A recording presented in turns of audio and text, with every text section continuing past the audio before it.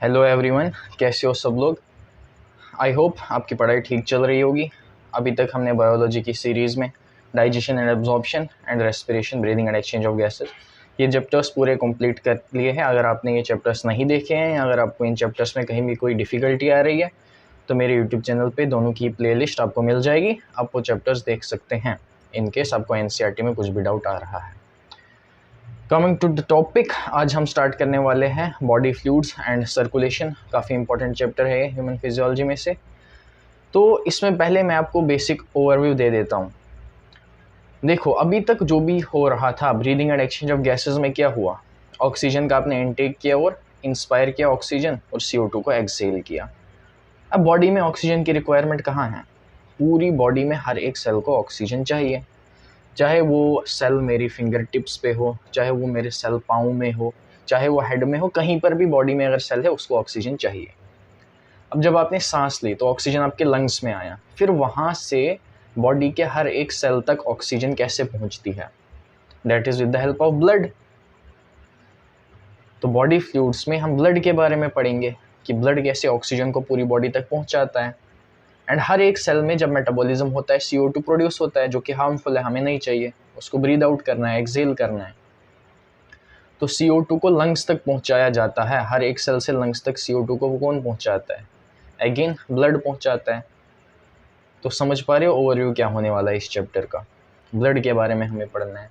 Then फिर blood के साथ ही एक और चीज़ आती है लिम्फ। लिम्फ क्या होता है उसके बारे में हम पढ़ेंगे। हार्ट के बारे में हम पढ़ेंगे। हम देखेंगे सर्कुलेटरी सिस्टम लोअर एनिमल्स में नहीं है, फिर हायर एनिमल्स में specialised structure, specialised unit body के अंदर डेवलप हुआ गैसेस को ट्रांसपोर्ट कराने के लिए। ब्लड ग्रुपिंग के बारे में हम देखेंगे, यूनिवर्सल डोनर्स कौन है, यूनिवर्सल रेसिपिएंट्स कौन है। तो सारी कहानी इसके बारे में हम पढ़ने वाले हैं। ECG के बारे में हम पढ़ेंगे। So without any further edu, let's start the chapter. Body fluids and circulation देखते हैं पहले क्या लिखा है एनसीईआरटी में। You have learned that all living cells have to be provided with nutrients, oxygen and other essential substances. ठीक है, हर एक सेल को न्यूट्रिशन देनी है। जो आपने फूड लिया था वो डाइजेस्ट करके एब्जॉर्ब जब हुआ ब्लड स्ट्रीम में चला गया, फिर ब्लड ने उसके हर एक सेल तक पहुंचाया ताकि सेल्स उस चीज़ को यूटिलाइज कर सके, ATP बना सके। ऑक्सीजन को हर सेल तक पहुंचाना है, CO2 को हर सेल से रिमूव करके बॉडी से बाहर निकालना है। ऑल्सो द वेस्ट और harmful substances which are produced they have to be removed continuously, ताकि हमारी बॉडी के सारे टिश्यूज़ हेल्दी फंक्शन कर सके। इसलिए it is necessary to have an efficient mechanism to move these substances. हमारे पास पर्टिकुलर सिस्टम होना चाहिए। मैमल्स में सर्कुलेटरी सिस्टम है, ठीक है। Different group of animals have evolved different methods for this transport. अब जैसे पॉरीफेरा की बात करेंगे तो उसमें कोई भी सर्कुलेटरी सिस्टम नहीं होगा। हमने रेस्पिरेशन में भी पढ़ा कि रेस्पिरेशन जनरल बॉडी सरफेस से होती है, तो सर्कुलेशन भी वहाँ पर पूरी बॉडी से ही होगी, उसके लिए कोई स्पेशलाइज स्ट्रक्चर नहीं होगा। अब देखो क्या कह रहा है। Simple organisms like sponges and coelenterates they circulate water from their surroundings through the body cavities to facilitate the cells to exchange these substances. उनमें क्या होता है, वाटर एंटर करता है पूरी बॉडी में कैविटीज़ के थ्रू और फिर बॉडी से बाहर चला जाता है। अब जैसे वाटर अंदर आ गया तो वही इस वाटर को एज ए मीडियम वो यूज़ करते हैं। जो भी गैसेस वगैरह एक्सचेंज करनी है या सब्सटेंसेस का एक्सचेंज करना है वो इसी मीडियम से होता है और पूरी बॉडी सरफेस से होता है, ठीक है। More complex organisms use special fluids within their bodies to transport materials. अब जैसे जैसे इवॉल्व होते गए, आगे की तरफ हम बढ़ते गए, तो स्पेशलाइज सर्कुलेटरी सिस्टम आता गया, स्पेशलाइज फ्लूइड्स आ गए। जैसे ब्लड के बारे में, it is the most commonly used fluid by most of the higher organisms including humans for this purpose. मैंने बताया था ब्लड के साथ दूसरी चीज़ क्या आएगी, lymph. Another body fluid lymph also helps in transport of certain substances. Lymph क्या होता है, देखो ब्लड वेसल में आपको पता है आर्टरीज होती है, वीन्स होती है और छोटी छोटी कैपिलरीज होती है। अब कैपिलरी के मेम्ब्रेन में पोर होते हैं। अब जैसे ही ब्लड कैपिलरी से पास होता है तो जो पोर्स है कैपिलरी में वहाँ से थोड़ा सा ये ब्लड लीक आउट कर जाता है बाहर। तो यही जो ब्लड लीक आउट कर गया इसी को लिम्फ कहते हैं। समझ गए? आगे और डिटेल में पढ़ेंगे। In this chapter you will learn about the composition of blood. Blood में क्या चीज़ें हैं, प्लाज्मा है, फॉर्म्ड एलिमेंट्स है, what are the properties of blood, इसी तरीके से लिम्फ के बारे में हम पढ़ेंगे, इसके क्या कंपोनेंट्स है, इसकी क्या प्रॉपर्टीज़ है। लिम्फ को हम टिश्यू फ्लूइड भी कहते हैं, आगे हम देखेंगे क्यों कहते हैं। And we will learn the mechanism of circulation of blood. ठीक है, अब आप देखो साइड में 6 हेडिंग्स में ये पूरा का पूरा चैप्टर दिया हुआ है। पहला कंपोनेंट है ब्लड, इसको हम अच्छे से समझते हैं। ठीक है, ब्लड में हम क्या देखेंगे, ब्लड की कंपोजिशन, इसमें प्लाज्मा है, फॉर्म्ड एलिमेंट्स है। देन ब्लड ग्रुपिंग के बारे में हम देखेंगे। फिर उसके बाद एक पर्टिकुलर कंडीशन आएगी एराइथ्रोब्लास्टोसिस फीटैलिस, उसके बारे में हम देखेंगे। और भी जो चीज़ें होंगी वो हम इसके अंदर पढ़ेंगे। फिर अनदर टिश्यू फ्लूइड जो कि क्या था, लिम्फ, उसके बारे में देखेंगे। सर्कुलेटरी पाथवेज, डबल सर्कुलेशन क्या होती है, किन में होती है, सिंगल सर्कुलेशन होती है क्या, अगर होती है तो किन में होती है। Regulation of cardiac activity, heart की एक्टिविटी को कौन रेगुलेट करता है वो हम देखेंगे। एंड लास्ट में सर्कुलेटरी सिस्टम के कुछ डिसऑर्डर्स हम देखेंगे। ठीक है, ये आउटलाइन होने वाली है पूरे चैप्टर्स की, और आगे की लेक्चर सीरीज जो होगी उसमें हम इसी के अकॉर्डिंग चलेंगे। So let's start with the first component, that is blood. Blood is a special connective tissue. आपने क्या पढ़ा था, लूज कनेक्टिव टिश्यू, उसमें एरियोलर टिश्यू आता है, देन एडिपोज टिश्यू आता है। स्पेशलाइज्ड कनेक्टिव टिश्यू में क्या आ गया, आपका ब्लड आ गया। इसके अलावा क्या थे, टेंडन्स, लिगामेंट्स, बोन्स, वो भी आते थे। And blood is also special connective tissue. अब यहाँ पर खास बात क्या है, जो बाकी चीज़ों में हमने नहीं देखी थी, बाकी टाइप से कनेक्टिव टिश्यू में, कि ब्लड में जो मैट्रिक्स है ना, वो आपका फ्लूइड स्टेट में रहेगा। ब्लड का मैट्रिक्स फ्लो करेगा पूरी बॉडी में। And plasma and formed elements, तो ब्लड के अंदर इसने 3 चीज़ें बता दी क्या होती है। ब्लड के अंदर आपका मैट्रिक्स आ गया, प्लाज्मा आ गया, और फॉर्म्ड एलिमेंट्स आ गए। ठीक है, अब देखो मैट्रिक्स तो फ्लूइड मैट्रिक्स ही होता है ऑब्वियसली। प्लाज्मा, जो हमारा ब्लड है ना, अगर आप देखोगे कभी भी इंजरी हुई होगी, खून निकला होगा, तो रेडिश कलर का होता है। रेड कलर क्यों होता है ब्लड का, हीमोग्लोबिन की वजह से। ठीक है, हीमोग्लोबिन क्या है, ये एक पिगमेंट है जो रेड ब्लड सेल के अंदर प्रेजेंट होता है, आरबीसीज में। RBC is a component of formed elements. मैंने इधर लिखा ना कि ब्लड में फॉर्म्ड एलिमेंट्स होते हैं। फॉर्म्ड एलिमेंट्स में क्या क्या आपके आएंगे, red blood cells, white blood cells and platelets. ठीक है, फिर जो बाकी फ्लूइड पोर्शन बचा, जो बहता है, जिसके अंदर ये तीनों चीज़ें प्रेजेंट है, तीनों टाइप के सेल्स प्रेजेंट है, उसको हम कहते हैं प्लाज्मा। वो रफली ब्लड में 55% होता है प्लाज्मा। किस चीज़ से बनता है प्लाज्मा, मैक्सिमम पोर्शन तो इसमें वाटर होता है, देन कुछ प्रोटीन्स होते हैं, कुछ इलेक्ट्रोलाइट्स होते हैं, ये सब मिलकर प्लाज्मा बनाते हैं। ठीक है, चलो देखते हैं एनसीईआरटी में। ब्लड के अंदर फर्स्ट हेडिंग प्लाज्मा की है, एंड सेकेंड हेडिंग होगी फॉर्म्ड एलिमेंट्स की। चलो प्लाज्मा के बारे में देखते हैं। Plasma is a straw coloured, हर एक पॉइंट एज एन एमसीक्यू आ सकता है। Colour of plasma straw coloured. कैसा फ्लूइड है, विस्कस फ्लूइड है, गाढ़ा फ्लूइड है। कितनी परसेंटेज है इसकी ब्लड में, 55% ऑफ ब्लड। ठीक है, अब इस 55% का हम देखेंगे। देखो ब्लड में क्या है, प्लाज्मा आपका 55% है। अब इस प्लाज्मा को ही हम देखेंगे। इस प्लाज्मा में 90 से 92% कंट्रीब्यूशन वाटर का है। तो प्लाज्मा में कितना पानी है, 90 से 92% of plasma, not of blood, ध्यान रखना। ठीक है, and proteins contribute 6 to 8% of it. अब ये प्लाज्मा की कंपोजिशन बता रहा है। प्लाज्मा में पानी है, देन प्रोटीन्स है। कितने प्रोटीन्स है, 6 से 8%।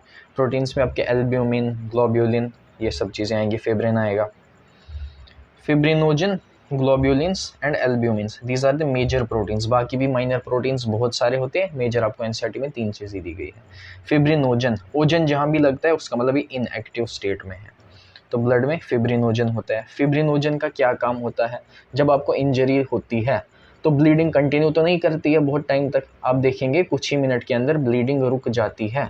तो ब्लीडिंग कैसे रुकी, वहाँ पर फिब्रिन के छोटे छोटे थ्रेड्स, धागे, उनका एक जाल टाइप नेटवर्क बनता है फिब्रिन का, जो कि क्लॉट की फॉर्मेशन में हेल्प करता है और ब्लीडिंग को रोकता है। तो ये फिब्रिन का रोल हो गया।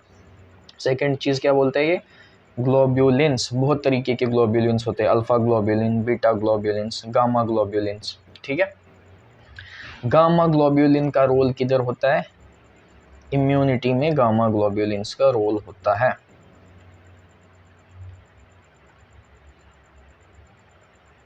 देन एल्ब्यूमिन, एल्ब्यूमिन प्रोटीन क्या करता है, ये ब्लड के अंदर ऑस्मोटिक प्रेशर को बनाए रखता है। अब ऑस्मोटिक प्रेशर क्या होता है, क्यों ज़रूरी है एल्ब्यूमिन का ऑस्मोटिक प्रेशर में, अगर वो नहीं होता तो क्या होता, आओ समझते हैं। एंड तक देखना लेक्चर, बीच में छोड़ के नहीं जाना वरना नहीं समझ पाओगे। देखो ये एक ब्लड वेसल है, ठीक है, इसके अंदर एल्ब्यूमिन भरा हुआ है जिसको मैं इस कलर से दिखाता हूँ, ठीक है। ये मान लो एल्ब्यूमिन प्रोटीन है जो कि एक सॉल्यूट की तरह काम कर रहा है, ठीक है। और बाकी अपन बनाते हैं ब्लड, ठीक है।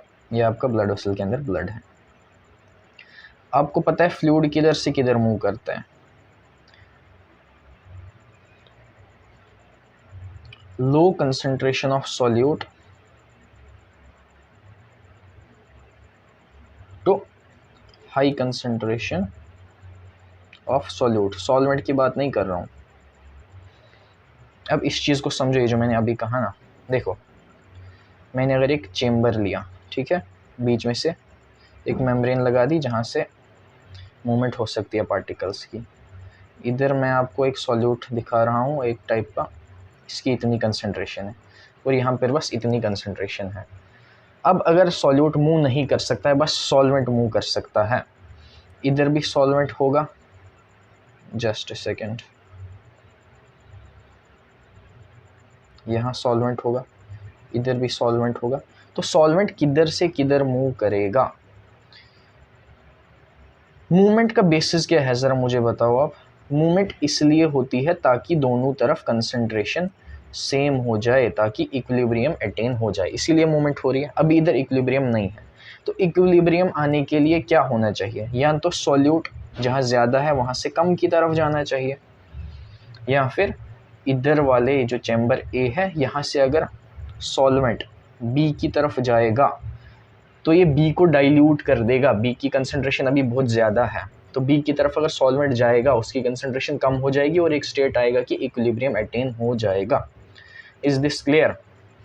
तो अगर आप सॉल्वेंट की टर्म्स में बात करोगे, सॉल्वेंट किधर से किधर गया, low concentration of solute, A में देखो लो कंसंट्रेशन ऑफ सॉल्यूट है, बी में हाई कंसंट्रेशन ऑफ सॉल्यूट है, तो सॉल्वेंट की मूवमेंट हो रही है from low to high concentration of solute. इतना क्लियर हुआ। वही मैंने इधर लिखा कि सॉल्वेंट की कंसंट्रेशन, सॉल्वेंट की मूवमेंट कहाँ से कहाँ हो रही है, low concentration of solute to, इधर क्या है, हाई कंसंट्रेशन ऑफ सॉल्यूट। ये समझ गए। उसी तरीके से अब मैं आपको ब्लड वेसल में क्या कहानी चल रही है वो समझाने की कोशिश कर रहा हूँ। देखो ब्लड वेसल में एल्ब्यूमिन एज सॉल्यूट काम कर रहा है, तो ये इस फ्लूइड को, जो आपका प्लाज्मा है, ये इस प्लाज्मा को रिटेन रखे हुए है ब्लड वेसल के अंदर। अगर यही एल्ब्यूमिन मैं गायब कर दूं तो क्या होगा, देखो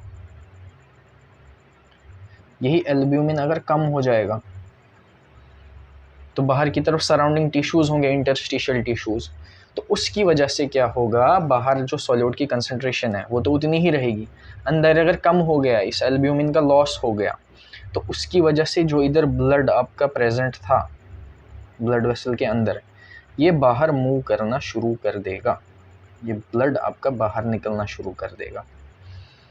क्यों बाहर निकलना शुरू कर देगा, ताकि इक्विलिब्रियम अटेन हो जाए, राइट। इधर भी तो यही हुआ था, देखो यहाँ पर कम सॉल्यूट था तो यहाँ से फ्लूइड मूव कर गया था बाहर की तरफ, तो इधर भी अगर ये सॉल्यूट कम हो जाए तो ये जो ब्लड है, ये जो प्लाज्मा है, ये ब्लड वेसल से बाहर निकलने लग जाएगा, ब्लड वेसल में रहेगा ही नहीं ब्लड। तो इसलिए एल्ब्यूमिन बहुत इंपॉर्टेंट है ऑस्मोटिक प्रेशर को मेंटेन करने के लिए।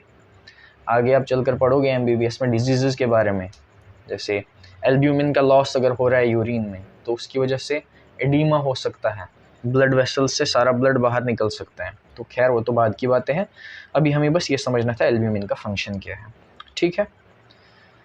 आगे देखो फिब्रिनोजन का क्या रोल रहता है, ब्लड क्लॉटिंग या कोगुलेशन ऑफ ब्लड इसमें इन्वॉल्व होता है।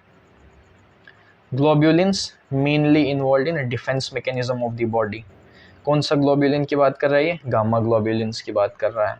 देन एल्ब्यूमिन का क्या रोल है, ऑस्मोटिक बैलेंस, ये अच्छे से समझ आ गया कैसे एल्ब्यूमिन ऑस्मोटिक बैलेंस में हेल्प करता है।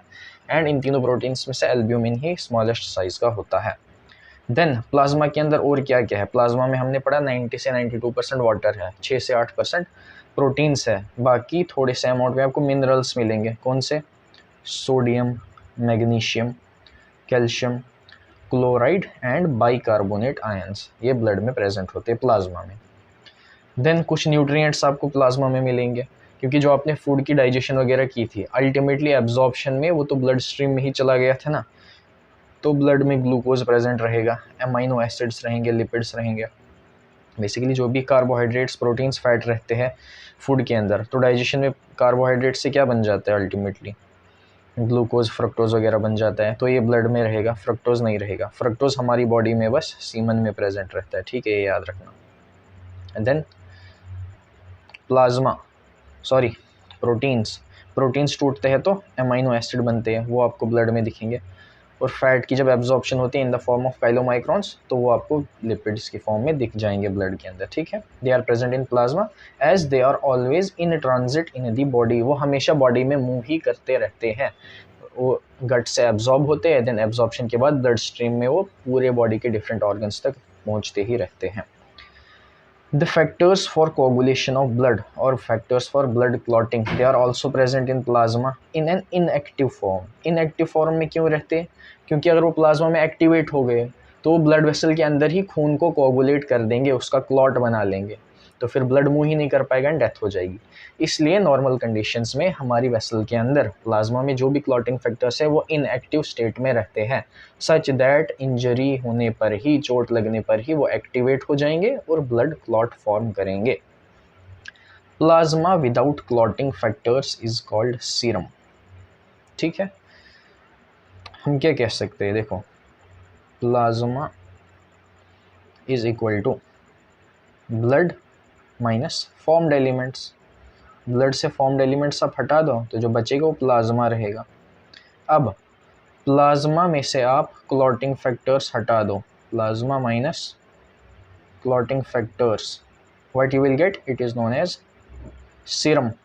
तो सीरम कभी भी जमेगा नहीं, उसका कभी भी क्लॉट नहीं बनेगा, क्योंकि क्लॉटिंग फैक्टर्स हटा के ही जो फ्लूइड बचता है उसको हम सीरम कहते हैं।